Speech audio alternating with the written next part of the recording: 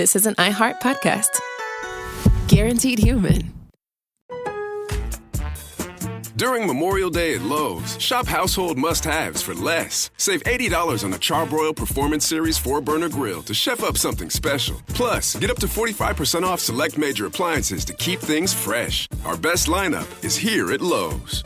Lowe's, we help, you save. Valid through 5/27. While supplies last. Selection varies by location. See Lowes.com for details. Visit your nearby Lowe's on East 17th Avenue in Hutchinson.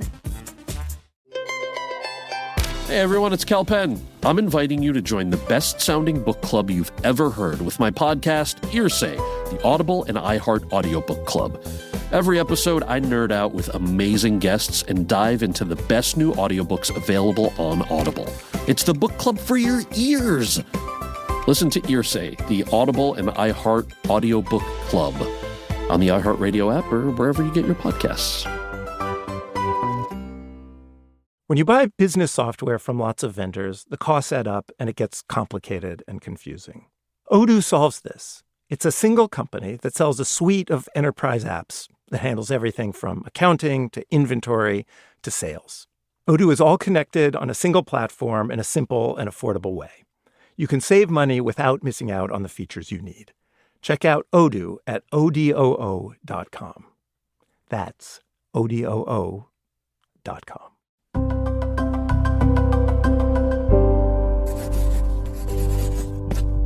Pushkin.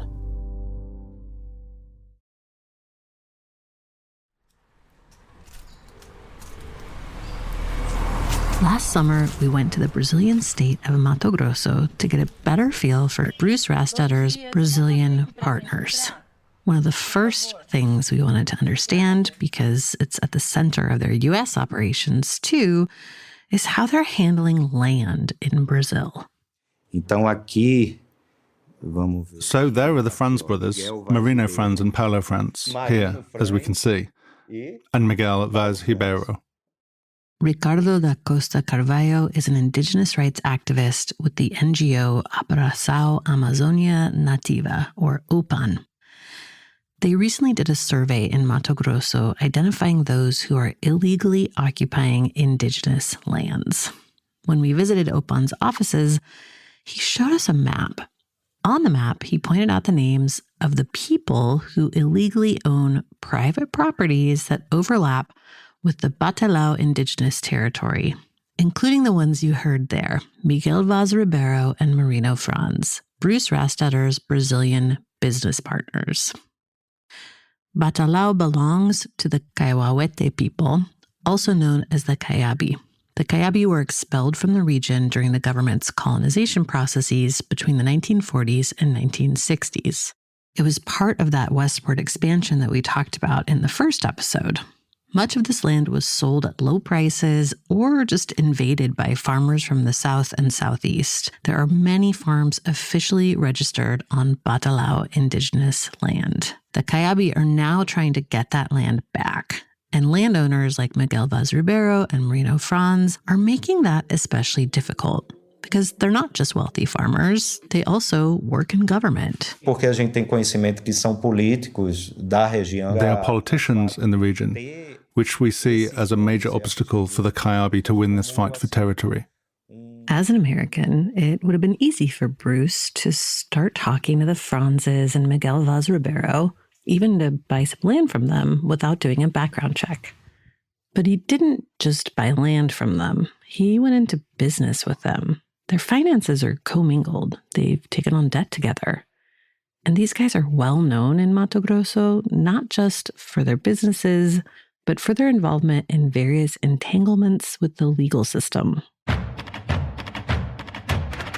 I'm Amy Westervelt, and you're listening to Carbon Cowboys, the story of how the ethanol kingpin of Iowa became the king of corn in Brazil and what it tells us about the limits of technology and markets to solve the climate crisis. This season is a collaboration between the Intercept Brasil and Drilled.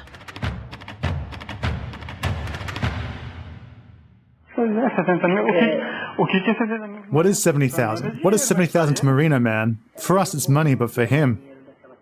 This audio is from a hidden camera recording supposedly created by Lucas do Rio Verde businessman Helio Moraga.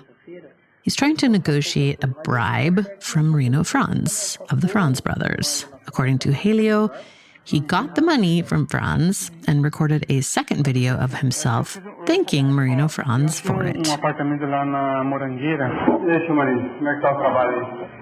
Hey, Marino, how's work going? But, Mr. Marino, I won't take up too much of your time. I just came to thank you because I received the $70,000 from that deal we made.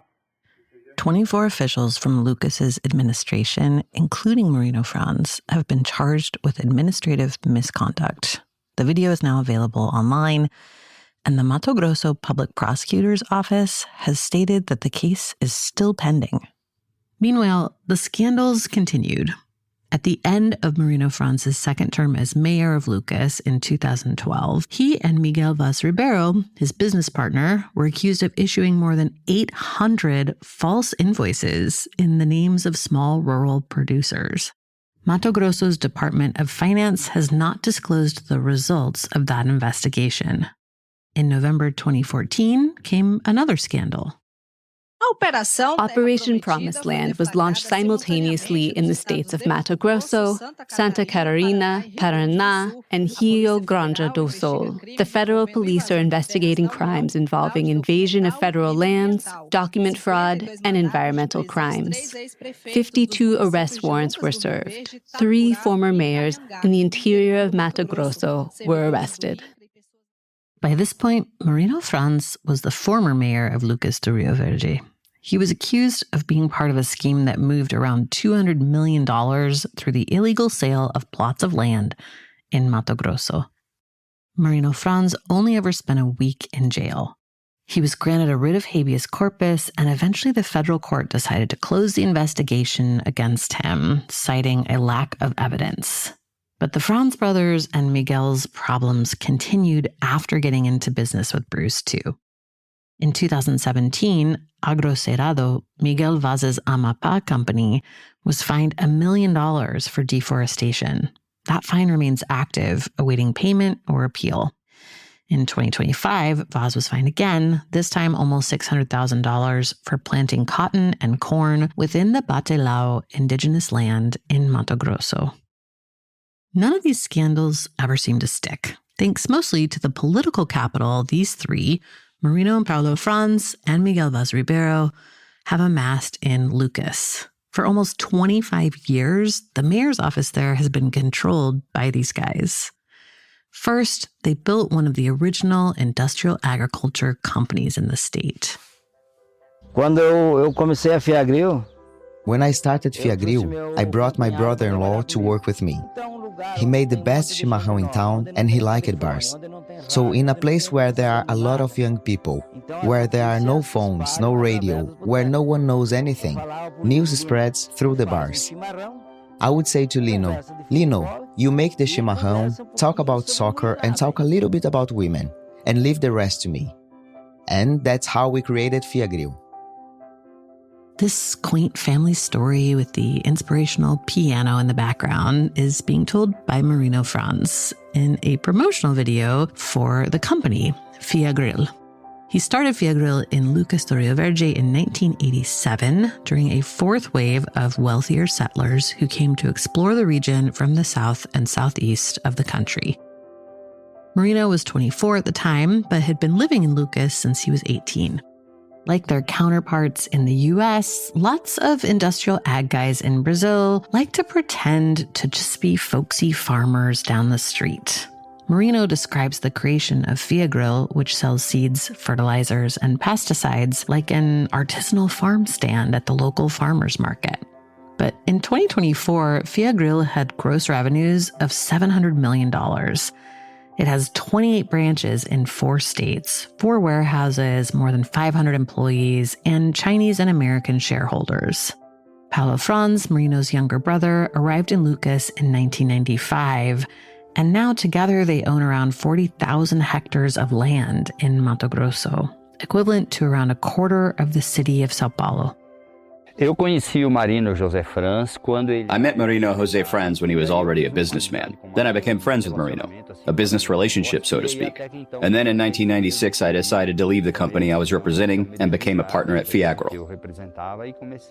This is Miguel Vaz, the current mayor of Lucas, in the same promotional video. He and Marino created an important alliance at Fia Grill, which would later branch out into other businesses, including FS, with the help of their foray into local politics.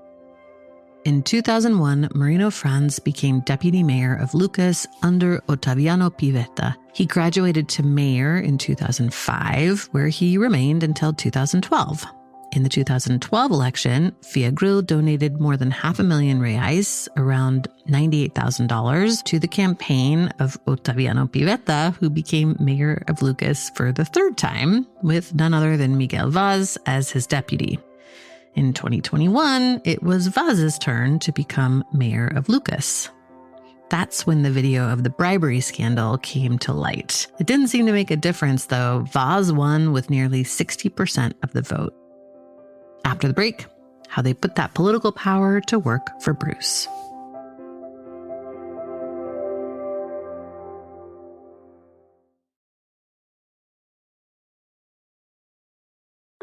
Hello, this is Malcolm Gladwell from Smart Talks with IBM.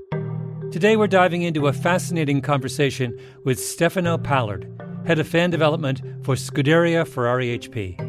Your pronunciation is strongly American. It's more Scuderia Ferrari. I'm still working on rolling my R's. But what I was able to learn from Stefano was the importance of engaging the tifosi, the Ferrari superfans, in the digital age. Ferrari fans and superfans want to be part of something, want to belong to something. So they want to be part of a community, and ultimately they want to be part of a winning team. You've got Ferrari, which has a long history, design history. And now you're interacting in a kind of digital space. And I'm curious how you balance those two traditions. When it comes to fan engagement, it's really digital technology and digital channels are the enable to create a deeper connection with our fans. To learn more about how Ferrari and IBM are using technology to build deeper connections with fans, visit ibm.com/Ferrari. Support for the show comes from Public, the investing platform for those who take it seriously. On Public, you can build a multi-asset portfolio of stocks, bonds, options, crypto, and now generated assets, which allow you to turn any idea into an investable index with AI. It all starts with your prompt. From renewable energy companies with high free cash flow to semiconductor suppliers growing revenue over 20% year over year, you can literally type any prompt and put the AI to work. It screens thousands of stocks, builds a one-of-a-kind index, and lets you backtest it against the S&P 500. Then you can invest in a few clicks. Generated assets are like ETFs with infinite possibilities, completely customizable and based on your thesis, not someone else's. Go to public.com/podcast and earn an uncapped 1% bonus when you transfer your portfolio. That's public.com/podcast. Paid for by Public Investing. Brokerage services by Open to the Public Investing Inc. Member FINRA and SIPC. Advisory services by Public Advisors LLC, SEC registered advisor. Generated assets is an interactive analysis tool. Output is for informational purposes only and is not an investment recommendation or advice. Complete disclosures available at public.com/disclosures. Hey everyone, it's Cal Penn. I'm the host of Earsay, the Audible and iHeart audiobook club. This week on the podcast, I am sitting down with Ray Porter, the narrator of Andy Weir's audiobook Project Hail Mary, massive sci-fi adventure about survival and science and what happens when you wake up alone very far from Earth. I really had to make a decision because I caught myself getting that frog in my throat and starting to get teary as I'm narrating some of these sections. And it's like, okay, yo, is this indulgent? And I really thought about it. I was like, no, at this point, it would kind of be betraying the trust the author and the listener have in telling this story if I don't go through it. But there's places in this book that deeply emotionally affected me, and I left it on the mic. That's great. Because it served the story. People will say like, oh my God, I cried at the end. It's like, yeah, dude, me too. Listen to Earsay, the Audible and iHeart audiobook club on the iHeart Radio app or wherever you get your podcasts. Remember, when Bruce Rastetter first went to Brazil, he was licking his wounds after a big land deal in Tanzania went south. He needed a sure bet, and the brothers Franz and their pal Miguel could deliver it. I've always believed that Brazil will be the other country in the world, in particular, that supplies the majority of the world's food going forward and food production. It's the country that most readily accepts U.S. technology outside of the U.S. And so began traveling there 4.5, 5 years ago, decided that we would form a fund to buy a single farm, take our time. That's Bruce speaking at a Brazilian American Chamber of Commerce seminar in 2016. Our partner in Brazil is Fiagrill, a large supply input company to farmers. So we continue to look forward to kind of walking before we run in Brazil, and took time to get through that government process, but also looking forward to corn ethanol, which we think will be a significant complement to sugarcane ethanol as biotechnology takes place in Brazil.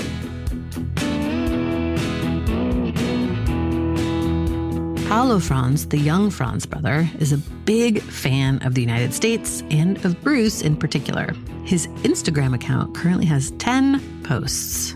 3 of them feature Bruce. Another features the U.S. national anthem being played during an American football game at Iowa State University, where Paulo says he studied, and where Rastetter was on the Board of Regents for years.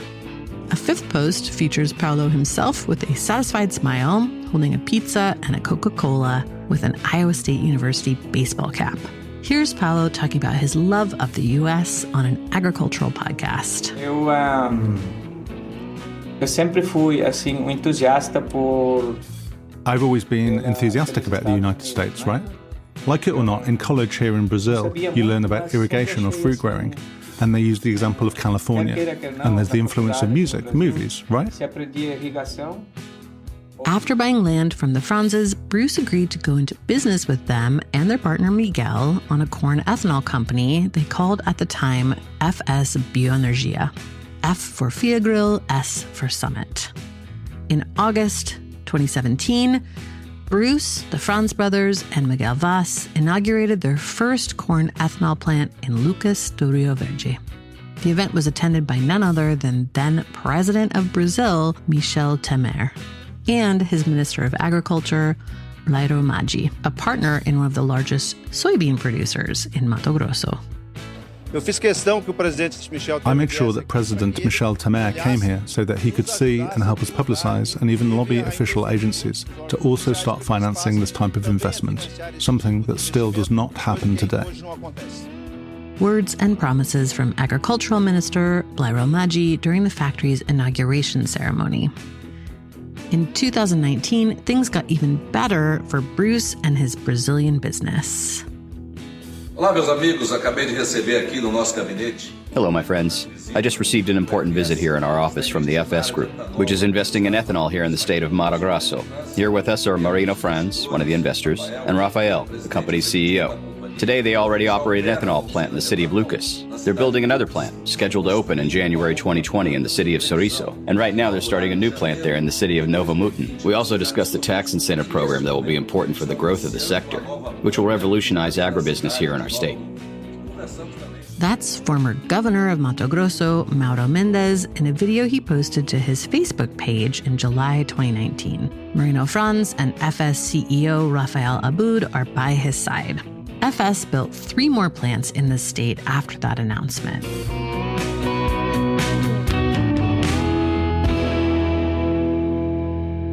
The Sorriso plant began operating in 2020, followed by the Primavera do Leste plant in 2023.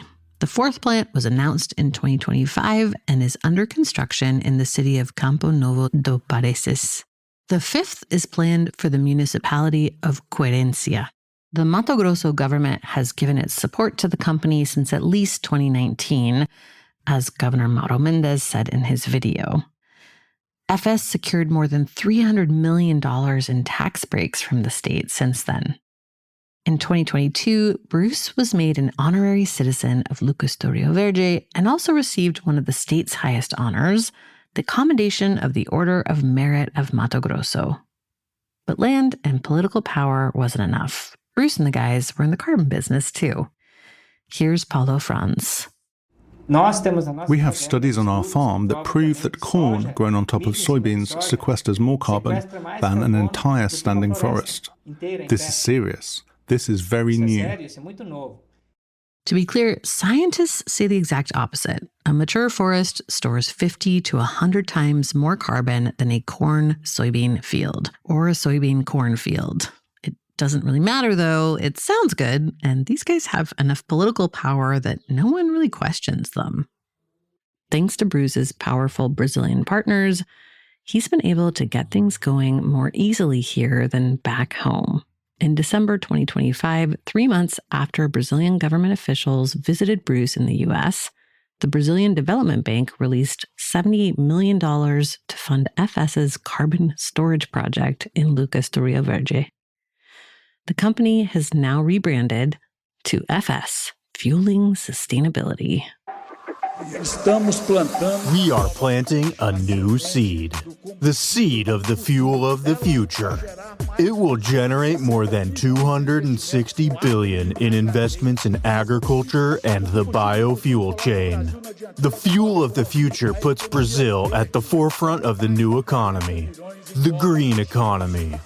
That's more than $40 billion in new investments, and more than $25 billion for the creation of sugarcane fields, cornfields, and transportation. This is Brazilian Minister of Mines and Energy, Alexander Silveira, speaking during the ceremony to sign the Fuels of the Future bill into law in October 2024. The law sets out a set of initiatives to promote low-carbon transportation as a way to reduce greenhouse gas emissions. It incentivizes a gradual increase in the percentage of ethanol mixed in with gasoline, provides a legal framework for carbon capture and storage, and encourages the research, production, and sale of so-called sustainable aviation fuel.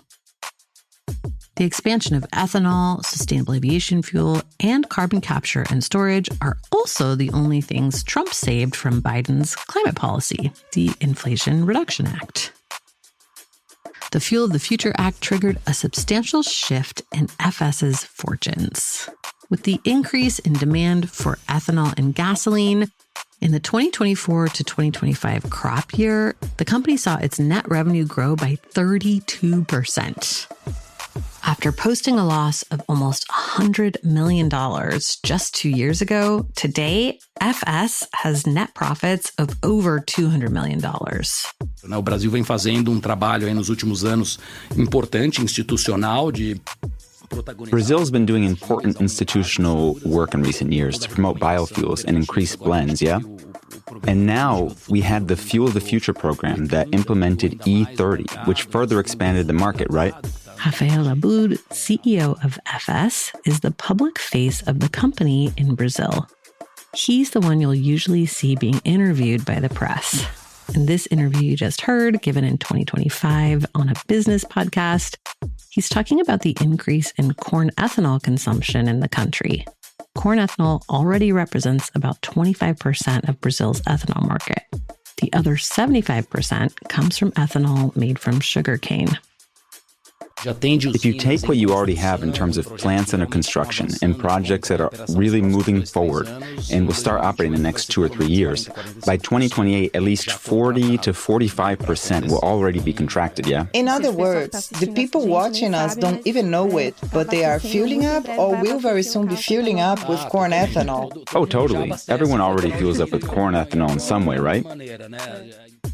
To support the ambitions of corn ethanol producers, the Brazilian government has approved public funding of more than $600 million into expanding the corn ethanol industry over the past 6 years.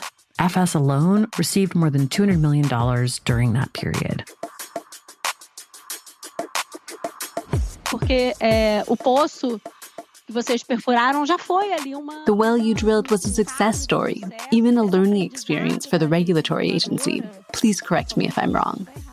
This is Eloisa Borges, Director of Oil, Gas, and Biofuel Studies at the Energy Research Company, linked to the Ministry of Mines and Energy in Brazil. She's talking to Daniel Lopez, Vice President of Sustainability and New Business at FS. They're on a panel and they're discussing a carbon capture and storage project that FS is building in Lucas do Rio Verde.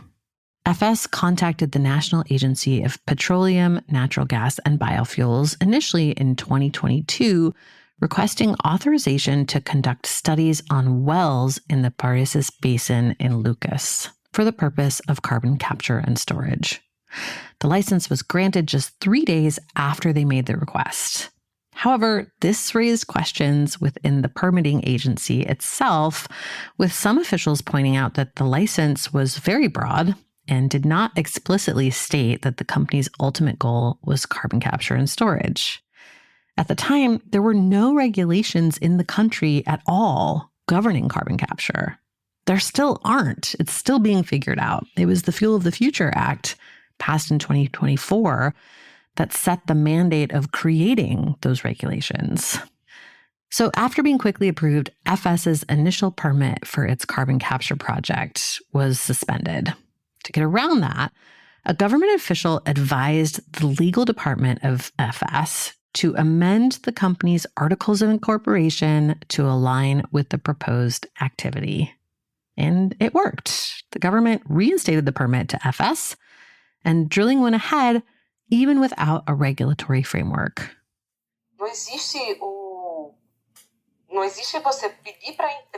That's completely absurd. What the civil servant did is totally unacceptable.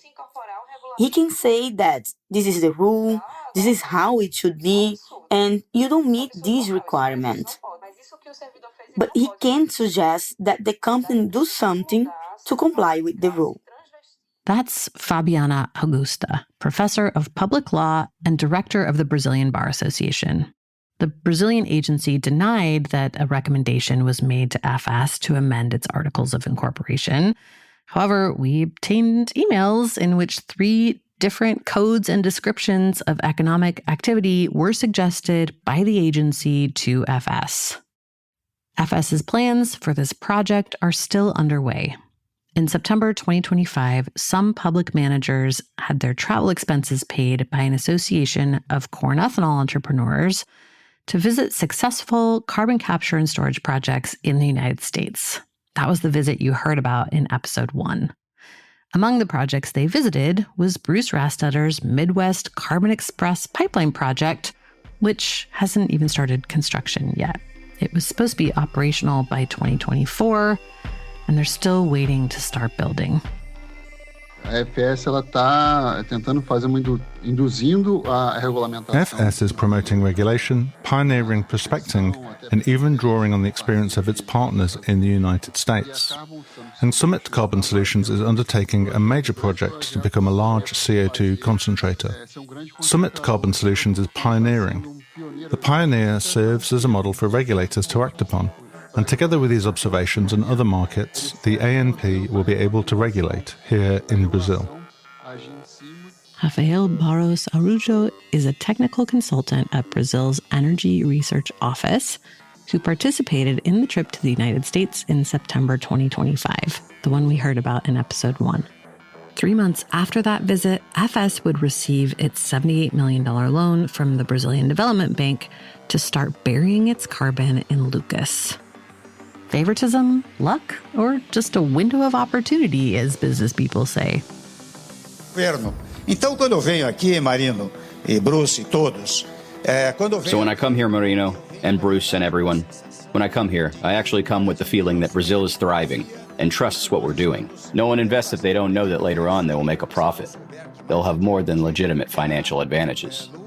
These words from then Brazilian President Michel Temer at the inauguration of FS in Lucas do Rio Verde in 2017 seem prophetic. Bruce and his partners marketed the plant's opening as the launch of a sustainable future for the country and the world. But in the nearly decade since, all they've managed to do is turn Lucas do Rio Verde into a testing ground for questionable green solutions and skyrocket their profits in the process. Remember what agricultural consultant Corey Melby said last episode about what Bruce and his partners at FS think about sustainability? They don't give a shit about any of this now. Just take an opportunity and get in front of them. Lucas's future doesn't look promising to everyone. For a lot of locals, it's actually pretty bleak. And what's protecting this corn ethanol boom in Brazil is a thin green veil that separates the haves from the have-nots. In this next episode, we're going to take you on a visit to Lucas do Rio Verde and show you the other side of Bruce's business in Brazil. We reached out to Bruce Rastetter, Harold Hamm, the Franz brothers, Miguel Vaz Ribeiro, and all summit companies and Brazilian government agencies mentioned in this season for comment and have incorporated any responses we received throughout the season. Carbon Cowboys, Cowboys of the Cerrado is a collaboration between Drilled and the Intercept Brasil. The show was reported and written by Felipe Sabrina and me, Amy Westervelt. Our editors are Audrey Quinn in the US and Alice de Souza in Brazil. Our senior producer and sound designer is Martin Zaltz-Ostwick. Audio production and sound design in Brazil by Marcia Reverdosa and Felipe Mux. Theme song and original music by Eric Terena. Additional music by Martin Zaltz-Ostwick. Our engineer is Peter Duff. Artwork for Drilled is by Matt Fleming. U.S. fact-checking from Naomi Barr. Brazil fact-checking by Estúdio Fronteira. Our First Amendment attorney is James Wheaton with the First Amendment Project.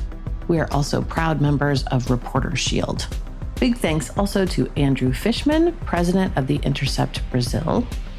Drilled is distributed by Pushkin Industries. Huge thanks to the team there, including Greta Cohen, Eric Sandler, Grace Ross, Morgan Ratner, Owen Miller, Kira Posey, Jordan McMillan, Brian Schreberneck, and Jake Flanagan. To hear the Portuguese version of this series, head over to the Intercept Brasil's site or search for the Intercept Brasil's podcast feed wherever you listen to podcasts.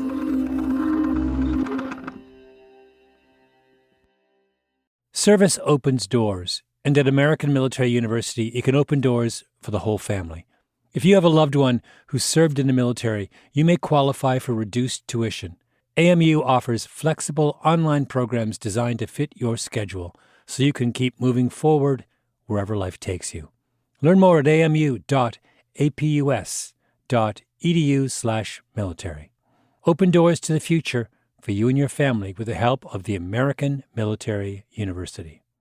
Ryan Reynolds here from Mint Mobile with a message for everyone paying big wireless way too much. Please, for the love of everything good in this world, stop.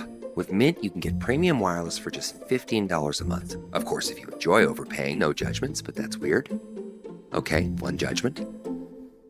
Anyway, give it a try at mintmobile.com/switch. Upfront payment of $45 for 3-month plan, equivalent to $15 per month required. Intro rate first 3 months only, then full price plan options available. Taxes and fees extra. See full terms at mintmobile.com. Aging is real, and so are the benefits of adding Vital Proteins collagen peptides to your daily routine. New Vital Proteins collagen sparkling water. Your daily glow up now in 3 fresh flavors. Strawberry blossom, lemon lime, and blood orange. Improved skin health in as little as 30 days thanks to collagen peptides. Cheers to that. Or go with our classic collagen peptides so you can stay vital, stay you. Visit vitalproteins.com to learn more and where to buy. These statements have not been evaluated by the Food and Drug Administration. This product is not intended to diagnose, treat, cure, or prevent any disease. This is an iHeart podcast. Guaranteed Human.